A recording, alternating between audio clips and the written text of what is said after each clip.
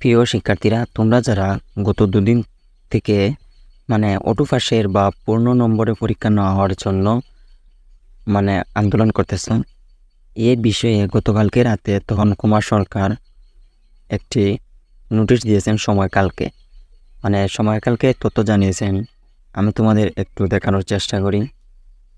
এখানে দেখতে পাচ্ছেন যে তখন কুমার সরকার শনিবার রাতে সময়কালকে বলেন, এইচএসির বাকি পরীক্ষাগুলোর রুটিন শিক্ষা মন্ত্রণালয়ের মাধ্যমে সরকারের প্রধান উপদেষ্টার কাছে পাঠানোর সময় আমরাও এ ধরনের বিকল্প প্রস্তাব দিয়েছিলাম।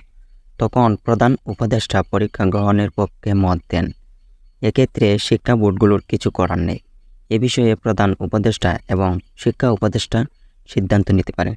এখানে স্পষ্টভাবে তখন কুমার সরকার জানিয়েছেন যে আমার কিছু করার নেই। এখানে শিক্ষা উপদেষ্টা ও